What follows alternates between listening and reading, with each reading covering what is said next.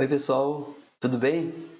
Bem, nós vamos começar agora uma segunda parte dessa matéria, disciplina de ondas eletromagnéticas. Na primeira parte, nós estudamos propagação não guiada, propagação de ondas planas uniformes. Agora, nós vamos dar início ao estudo de propagação em linhas de transmissão. Bem, o que é uma linha de transmissão? Uma linha de transmissão é um conjunto de condutores usados para transmitir sinais de um ponto, a fonte, até outro, a carga, na forma de uma onda eletromagnética guiada. Então, aqui nós temos um esquema em que nós temos uma linha de transmissão que conecta uma fonte, representada por seu equivalente de Thevenin, tensão VG e impedância interna, impedância de saída ZG. Essa energia da fonte ela vai pela linha de transmissão até chegar à carga. A carga é representada pela impedância de carga ZL. Então, a fonte é o dispositivo que injeta a energia a ser transmitida pela linha de transmissão. A carga é o dispositivo que recebe a energia da linha de transmissão, representada pela impedância ZL. Um exemplo, um problema de transmissão de rádio, por exemplo, a fonte representaria o transmissor de rádio, aqui um cabo coaxial e aqui a antena transmissora, certo? Um outro problema poderia ser, aqui seria a antena receptora, em cima da minha casa, um cabo coaxial e aqui a impedância de entrada do meu receptor de TV. Ou a saída de uma porta lógica, uma trilha de circuito impresso, a entrada de outra porta lógica. Ou o equivalente de uma máquina de geração de Itaipu, aqui o equivalente por fase de uma linha de transmissão de potência e aqui toda a impedância de uma determinada, a carga de uma determinada região. Então, essa estrutura básica aqui, ela representa vários problemas práticos. Vamos falar de algumas linhas de transmissão de sinais. Então, aqui nós temos a linha bifilar paralela. A linha bifilar paralela ela é composta de dois condutores paralelos, separados por um dielétrico. Depois eu vou mostrar a foto de todas essas linhas aqui. O cabo coaxial, que vocês conhecem bem, tá? Então ele é composto de dois condutores concêntricos separados por um dielétrico. E aqui eu tenho a linha de microfita, microstrip, uma linha impressa ou microtira também, certo? A linha de microfita é um condutor plano, uma trilha condutora, uma fita condutora, separada da base, com plano de terra, por um substrato dielétrico, certo? Vou um pouquinho mostrar algumas fotos da linha bifilar paralela. Então, aqui é uma linha que sempre foi bastante usada, também conhecida como fio de descida de antena de TV. É uma linha barata, flexível, algumas vantagens, tá? Ela não tem tantas perdas assim, é uma linha com poucas perdas. A grande vantagem dela, como eu disse, é o custo, sobretudo, né? A gente vai falar depois mais detalhes desse tipo de linha, de todas as linhas. Uma desvantagem aqui é que ela não é imune a interferências. Um outro tipo de linha bastante comum é o par trançado. Então, um par de condutores de cobre, aqui, por exemplo, enrolados. Aqui eu tenho um conjunto de 4 pares trançados, forma um cabo, por exemplo, um cabo de rede de computador é formado por cabos trançados, pode ser blindado ou não. Então, é um tipo de linha bastante comum. Outro tipo bastante comum, cabos coaxiais. Tá? Então, o cabo coaxial é um tipo bastante comum de linha. Do que consiste o cabo coaxial? Um condutor central, um condutor externo e um dielétrico que separa esses dois condutores. Esse dielétrico pode ser até mesmo o ar. Nesse caso aqui, ó, nós temos um exemplo de uma linha de transmissão usada para transmissão de TV. O dielétrico é o ar é mais barato, mas para manter os condutores nas suas posições, eu tenho que ter alguma estrutura, aqui no caso uma estrutura com uma espiral dielétrica, uma hélice dielétrica para manter os condutores nos seus lugares, certo? A grande vantagem do cabo coaxial é que ele é blindado, então ele não sofre interferências, nem gera interferências com circuitos próximos. As linhas de microfita são linhas feitas usando tecnologia de circuito impresso. Nós temos algumas aqui, por exemplo, aqui nós temos, cada retângulo desse é uma antena.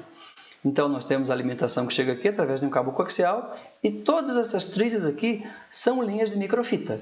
Tá? Então, aqui nós temos linhas de microfita. As linhas de microfita, a grande vantagem é poder colocar a linha, os circuitos eletrônicos e até as próprias antenas na mesma placa de circuito impresso. Ela tem algumas vantagens, como é muito fácil de produzir várias em grande quantidade exatamente idênticas, tá?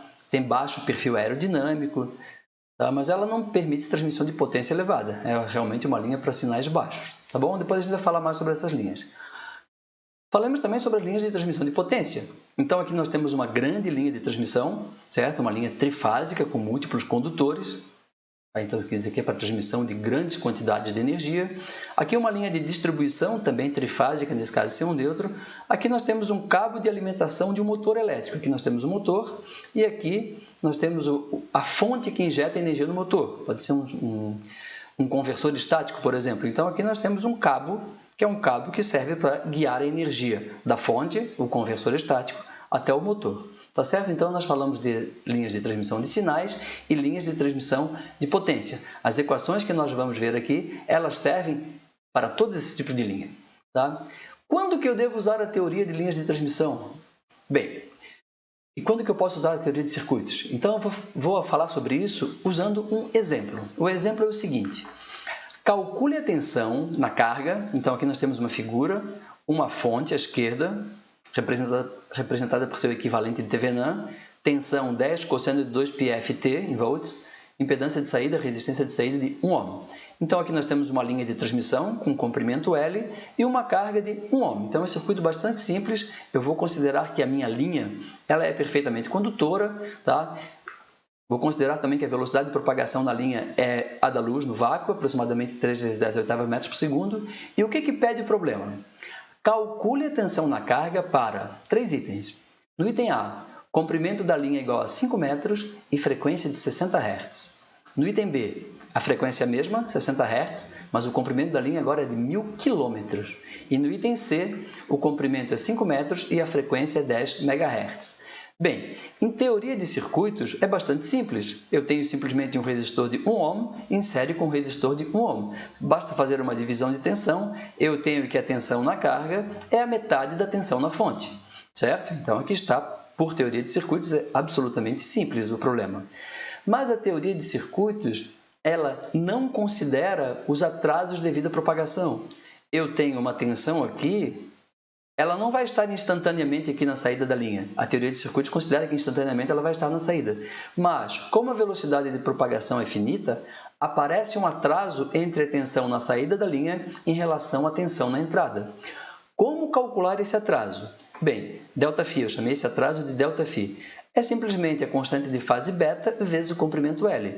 Então, é 2π sobre lambda, o beta, vezes o comprimento L, onde o comprimento de onda é a velocidade dividida pela frequência, certo?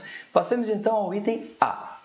No item A, aqui eu tenho a figurinha de novo, só como referência, o comprimento da linha é 5 metros e a frequência é 60 Hz. Em 60 Hz, o comprimento de onda é C sobre 60 Hz. 5 vezes 10 a sexta metros, 5.000 quilômetros. É um comprimento de onda bem grande, tá?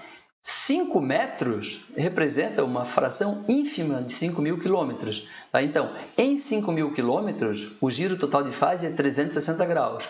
Em 5 metros, vai ser de quanto? É uma regra de 3 simples, tá? Ou ΔL. Beta é 2π sobre lambda, vezes o comprimento que é 5. Isso dá um ângulo em radianos, passando para graus, está aqui 0,00036 graus. Tá? Então, é um ângulo de fato muito pequeno. Eu tenho que a tensão na carga é dada por essa expressão. A teoria de circuitos ela desconsidera essa fase de 0,00036 graus, mas é uma aproximação excelente. Então, nesse item A, a teoria de circuitos pode ser utilizada com excelente aproximação. Passemos ao item B. No item B, a frequência é a mesma, logo o comprimento de onda ainda é o mesmo, mas o comprimento de circuito passou a ser 1000 km. Ora, 1000 km representa 1/5 de 5.000 km, 1/5 de ciclo. Então, 1/5 de um ciclo é 72 graus. Então, agora eu vou ter uma tensão na saída que está atrasada de 72 graus em relação à tensão na entrada. Tá? 72 graus é desprezível? Definitivamente não. Então, a teoria de circuitos nesse item B não permite obter resultados precisos. No item C, o comprimento do circuito é 5 metros, da linha é 5 metros, e a frequência é de 10 MHz. Em 10 MHz, o comprimento de onda é de 30 metros, velocidade dividida pela frequência, 30 metros. Significa dizer que a cada 30 metros, a onda sofre um atraso de fase de 360 graus. E em 5 metros, bom, 5 metros é 1/6 de 30 metros, então é 1/6 de ciclo. Fazendo as contas aqui, 60 graus. Então, essa é a tensão na carga. 60 graus é desprezível? Definitivamente não. Então, mais uma vez, a teoria de circuitos não permitiu obter um resultado com boa precisão. Então, quando que a teoria de circuitos permite obter resultados com boa precisão? Ela permite obter resultados com boa precisão somente quando o comprimento da linha ou o comprimento dos circuitos são muito menores do que os comprimentos de onda envolvidos. Em outras palavras, a teoria de circuitos permite obter um bom resultado quando o atraso devido à propagação é desprezível, quando a defasagem que isso introduz é desprezível, tá certo? Então, em alguns casos, a teoria de circuitos pode ser utilizada, mas não em todos os casos. Depende das dimensões do circuito comparadas ao comprimento de onda. Tá? Então, uma linha de transmissão é uma rede de parâmetros distribuídos. Então, aqui nós temos uma representação esquemática de uma linha de transmissão com seus dois condutores. Na verdade, uma linha de transmissão pode ter até mais do que dois condutores. Em linhas de transmissão de potência, eu posso ter linhas trifásicas com neutro, linhas hexafásicas, mas no mínimo eu preciso ter dois condutores para eu ter um caminho de ida e de volta para a corrente, certo? Então, nós temos ao longo do comprimento da linha, nós temos resistência, indutância, condutância, capacitância. Então, esses parâmetros R, L, G e C são os ditos parâmetros primários da linha de transmissão. E são parâmetros distribuídos. Eles não estão localizados num ponto da linha. Eles se distribuem ao longo de todo o comprimento da linha. O que é R? R, aqui está, um parâmetro série aqui, né? É a resistência série por unidade do comprimento. Então, é tudo dado por metro. No caso aqui, ohms por metro. Essa resistência está associada às perdas e às quedas de tensão ao longo da linha, devidas às imperfeições nos condutores. Se a linha fosse feita com um condutor perfeito, R seria 0. L é a indutância série por unidade de comprimento, dada em R por metro. Essa indutância está associada às quedas de tensão ao longo da linha devido ao fluxo magnético produzido pelas correntes nos condutores, certo? G é a condutância paralela por unidade de comprimento, dada em Siemens por metro. Ela está associada às perdas e às correntes de condução entre os condutores devidas às imperfeições no dielétrico. Então, eu posso ter fuga de corrente de condução de um condutor por outro. Isso é modelado, representado pela condutância G. Se a linha fosse feita com um dielétrico perfeito, G seria igual a 0. E por último, C é a capacitância paralela por unidade de comprimento, dada em farad por metro. Ela está associada às correntes de deslocamento entre os condutores da linha devidas ao fluxo elétrico produzido pelas cargas neles. Então eu posso imaginar como sendo esse condutor de cima como se fosse uma placa e o de baixo como outra placa. Então, eu tenho uma capacitância. E essa capacitância modela a passagem de corrente de deslocamento entre um condutor e outro. Certo? Do que dependem esses parâmetros primários? Eles dependem de aspectos construtivos, ou seja, de geometria e também dos materiais utilizados. A gente vai ver mais tarde, ao final dessa parte da matéria, que alguns deles dependem também da frequência. E como fazer a análise de um problema que envolve uma linha de transmissão? Eu tenho que utilizar circuitos equivalentes. Então, aqui eu estou representando um trecho da minha linha de transmissão, com sua resistência, indutância, capacitância, etc. Certo? Só um detalhe que eu vou voltar aqui. Tá? Se eu tivesse uma linha de transmissão sem perdas, feita com condutores perfeitos, R igual a 0 e dielétrico perfeito, G igual a 0, ainda assim, L e C seriam diferentes de 0, mesmo para uma linha feita com condutores perfeitos e separada por aqui os condutores separados por um dielétrico perfeito. L e C sempre vão estar presentes. Tá? Então, aqui está a representação de um trecho da linha, o que seria um modelo de um segmento da linha, um segmento ΔZ da linha. Digamos que eu peguei esse pedacinho aqui, esse comprimento aqui é ΔZ, certo? Esse segmento ΔZ, o tamanho sou eu que escolho, então eu posso escolher um ΔZ tão pequeno, de modo que seja muito menor do que o comprimento de onda e que nesse pequeno segmento a teoria de circuitos possa ser utilizada. Bom, utilizando esse pequeno segmento, já associando esse resistor em série com esse resistor, indutor em série com indutor, eu tenho esse pequeno modelinho aqui. Então, isso é um circuito equivalente para um segmento ΔZ da linha. Tem um formato aqui de um L invertido, de um gama. Uma outra opção seria pegar aqui. certo? Eu peguei diferente aqui, ó, um outro trecho, ΔZ também. Então, esse modelo aqui, conhecido como modelo π, π porque eu tenho o formato da letra grega π, eu tenho metade da condutância e da capacitância eu coloco na entrada do meu circuito equivalente, a outra metade eu coloco na saída, resistência e indutância eu concentro aqui no meio. Uma outra terceira opção seria o modelo dito T. No modelo T, então, eu coloco a capacitância e a condutância aqui no meio e eu tenho metade da resistência e indutância para a esquerda, a outra metade para a direita. Então, isso tem um formato da letra T. Existem outros modelos de circuitos equivalentes, tá? Aqui eu concentrei todos os parâmetros sérios no condutor de cima, mas poderia distribuir também. Independentemente disso, qualquer que seja o modelo utilizado, as equações finais obtidas são as mesmas.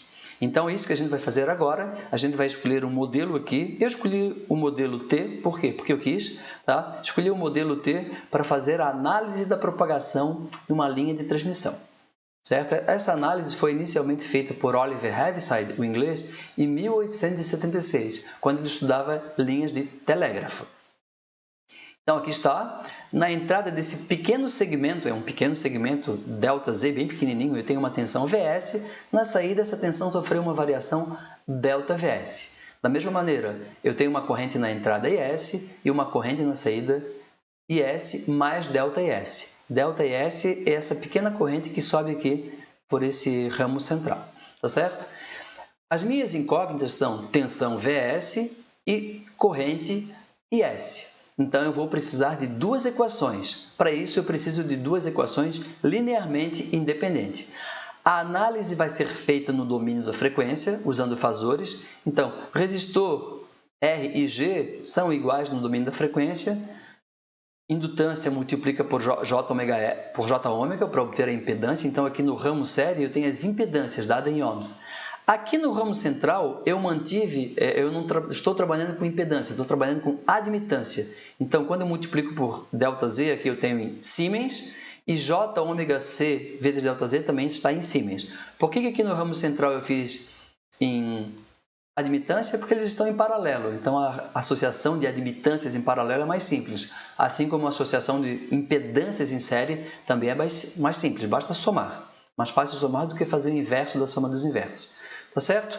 A primeira equação eu vou obter circulando aqui, ó, esse laço externo, esse percurso externo, tá? Usando a lei de tensões de Kirchhoff. Lei de tensões de Kirchhoff. Então, eu parto desse ponto, menos Vs mais essa impedância em série vezes IS, aqui, já coloquei o ΔZ em evidência, passo para o outro ramo. Eu tenho a mesma impedância, mas a corrente agora é IS mais ΔIS, então a corrente vezes essa impedância. Cheguei nesse sinal aqui, sinal positivo, a tensão é Vs mais ΔVs, voltei para o ponto inicial. Então, aqui está a equação correspondente à lei de tensões de Kirchhoff aplicada nesse percurso externo, aqui nesse laço mais externo. Tá? Reagrupando aqui, reescrevendo, eu posso obter essa expressão equivalente em termos de ΔVs sobre ΔZ.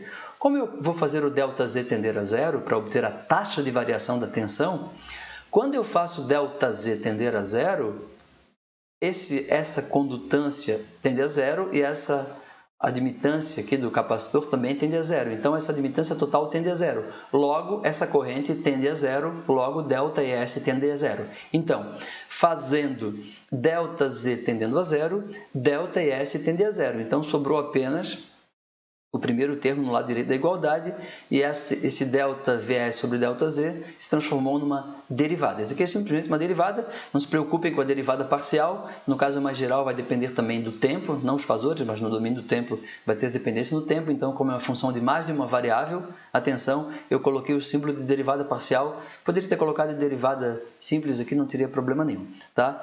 Então essa equação 1, ela me dá a taxa de variação da tensão ao longo do comprimento. E ela é relativamente óbvia. Do que depende essa taxa de variação da tensão, essa queda de tensão? Então, eu tenho uma queda de tensão, por isso tem um menos aqui, depende dessa impedância total vezes a corrente. Então, é proporcional à impedância série pela corrente. Essa é a nossa primeira equação. Para obter a taxa de variação da corrente, eu vou precisar de uma outra equação, linearmente independente em relação a essa. Então, é bastante simples. Eu vou circular, por exemplo, esse laço à esquerda aqui. Ó, tá? Esse laço à esquerda, laço interno, mesma coisa. Então, menos Vs, a partir desse ponto, vou subindo, encontrei essa tensão Vs. Agora eu tenho queda nessa impedância, então essa impedância em série vezes IS, é esse termo. E agora eu vou descer por aqui. Ora, em primeiro lugar, o meu ΔIS está para cima. Então, na hora que eu descer, aqui tem um sinal de menos. E eu tenho que multiplicar esse ΔS por essa impedância. Quanto vale essa impedância? Essa impedância vale o inverso dessa admitância total. A admitância total é o paralelo de G ΔZ com J ômega C ΔZ. Então, isso aqui. Então, essa foi a aplicação da lei de tensões de Kirchhoff no laço, no percurso fechado à esquerda. De novo, reescrevendo, eu obtenho uma expressão, uma outra cara, com uma outra configuração, fazendo ΔZ igual a zero, mais uma vez, todo esse termo aqui, o segundo termo à direita da igualdade some, e eu tenho, então, a taxa de variação da corrente em relação a Z, certo? Mais uma vez, ela é intuitiva do que depende essa variação de corrente. Ora, a variação de corrente se deve a esse delta aqui que está subindo, que está passando por esse ramo. Então, a taxa de variação da corrente vai depender da admitância desse ramo, a admitância por unidade de comprimento, na verdade, e a tensão, Vs. Tá? Então, agora nós já temos as nossas equações 1 e 2, são duas equações linearmente independentes, e nós temos as nossas duas incógnitas, Vs e Is. Essas equações, como eu disse, elas foram deduzidas inicialmente por Oliver Heaviside quando ele estudava telégrafo. Então, são conhecidas como equações do telégrafo ou equações do telegrafista. Diferentemente do que a gente tinha visto anteriormente com ondas planas uniformes, agora eu posso trabalhar com tensão e corrente. É mais simples, é mais fácil trabalhar com tensão e corrente do que com campos elétricos e magnéticos. Poderia fazer toda a análise de linha de transmissão usando campos elétricos e magnéticos. É mais simples trabalhar com tensão e corrente, até porque eles são facilmente mensuráveis, usando dispositivos de medida. Certo? Eu tenho duas equações e duas incógnitas. Eu preciso obter uma única equação em termos de uma única incógnita. Eu escolhi tensão. Então, como é que eu obtenho uma única equação em termos da tensão? Então, eu vou derivar a equação 1 em relação a Z, derivando os dois lados em relação a Z. No lado esquerdo, eu tenho a derivada segunda. No lado direito, R, J, ômega, L são constantes, não dependem de Z. Então, ficou ΔIS dz, ds dz, certo? E ds dz, ou del is del z, eu tenho aqui na equação 2. Então, é bastante simples. Eu obtive, então, uma única equação em termos de uma única variável. Nesse caso, atenção, é uma equação de onda, tá? Só uma pequena observação. Eu supus que R e L, tá? Eles não dependiam de Z. Se eles fossem funções de Z, aqui teria que, na hora que fizesse a derivada, teria que ter uma derivada do produto. Seria uma análise mais complicada. Então, aqui nessa disciplina, nós estamos considerando que R, L, G e C, os parâmetros primários, não variam com a distância. Tá? Eles não variam com a distância. É o que se chama uma linha uniforme. Eu até poderia ter, imagina um cabo coaxial em que o condutor central vai aumentando de raio, ou uma linha bifilar paralela que os condutores vão se afastando, assim, tá? Seria uma linha em que os parâmetros primários dependeriam de Z. A análise é mais complicada. Isso tem até alguma aplicação, bem pouca, a gente até vai comentar sobre isso mais tarde. Mas nesse caso aqui nós estamos considerando linhas uniformes. Os parâmetros primários não dependem da posição, são constantes ao longo do comprimento da linha. Eu tenho que essa equação tem que ser resolvida, tá? Para resolver essa equação, eu vou fazer a mesma coisa que eu já tinha feito anteriormente. Eu vou definir uma constante gama minúscula chamada constante de propagação. Então, é a raiz quadrada desse termo aqui na frente. Como tem j aqui é uma constante complexa, parte real alfa e parte imaginária beta. Não tem novidade aqui para nós já vimos isso quando estávamos estudando a onda plana uniforme. Então, a minha equação fica ΔV dz2, derivada segunda de V em relação ao espaço, é igual a gama ao quadrado Vs. Qual é a função que, quando derivada duas vezes, dá a própria função multiplicada por uma constante ao quadrado? Também já vimos isso, é uma função exponencial, aqui nós temos mais uma vez a representação da linha. Então, nós temos duas soluções possíveis, uma solução exponencial com expoente negativo e uma solução com expoente positivo. V0 mais e V0 menos são os valores da tensão em Z igual a zero. Tá? O que representa essas duas soluções? Nós também já vimos, Quando o sinal aqui é negativo do expoente, eu tenho uma onda que se propaga para a direita, uma onda que se propaga no sentido positivo de z. É a onda que incide na carga, então é chamada onda incidente. Já a solução correspondente ao sinal positivo é uma onda que se propaga no sentido negativo de z. É a onda refletida, que é refletida na carga. De maneira geral, eu vou ter as duas soluções, elas são válidas. Como a equação diferencial é uma equação linear, tá? A soma dessas duas aqui também é uma solução. Então, no caso mais geral na linha, eu vou ter tanto onda incidente quanto uma onda refletida. Então, é o que está escrito aqui, tá certo? Eu vou supor inicialmente que a minha linha não tem reflexão. Tá? Então, o que é não ter reflexão? Vs menos a onda que volta é igual a zero. Quando que isso acontece? Por exemplo, se a linha tem um comprimento infinito. Se a linha tem um comprimento infinito, a onda incidente nunca vai chegar na carga e nunca vai sofrer reflexão. Isso é só teoria, mas muitas vezes alguns autores chamam de uma linha infinita. Uma outra possibilidade é uma linha casada, mas isso a gente ainda vai ver. Tá? De qualquer maneira, eu estou supondo que existe apenas a solução que se propaga para a direita, que eu coloquei aqui só simplesmente V0. V0 é a tensão em Z igual a zero. Gama é a constante de propagação, alfa mais j beta. Já quebrando em dois termos, eu tenho essa solução aqui. Isso daqui ainda é fazor, é domínio da frequência. Para passar para o domínio do tempo, como sempre, eu multiplico por e elevado a jωt e tomo a parte real. V0 é real, pode pular lá para fora. E elevado a menos gama z é real, pode pular lá para fora. E eu tenho, então, a parte real de uma exponencial complexa, e isso é um cosseno. Também já vimos isso. Então, aqui está a nossa solução da equação de onda, correspondente à onda que se propaga para a direita, para z positivo na linha de transmissão. Tem uma amplitude, V0 e elevado a menos alfa z, tudo isso é amplitude. Em z igual a zero, a amplitude é V0, e elevado a menos alfa z representa uma atenuação da onda, diminuição da amplitude à medida que ela se propaga, e tem um cosseno relacionado à fase. Tá? Então, a fase que varia no tempo e varia no espaço simultaneamente, como para qualquer onda nós também já vimos. Tá? Então, aqui nós temos a nossa linha de transmissão. Eu tenho uma única onda se propagando ao longo da linha. Essa onda está sofrendo atenuação. Quando chegar na carga, ela vai ter uma amplitude menor. Tá? No caso mais geral, eu vou ter reflexão também, mas isso a gente vai ver depois. Então, nessa primeira aula, eu vou parar por aqui. Na próxima aula, nós vamos falar sobre fazer uma comparação entre as equações de linhas de transmissão e equações de onda plana uniforme. Nós já vimos que existe uma grande similaridade entre essas equações.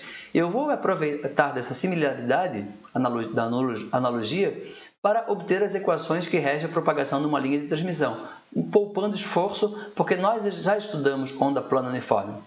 Tá certo, pessoal? Até mais tarde, então. Até a próxima aula.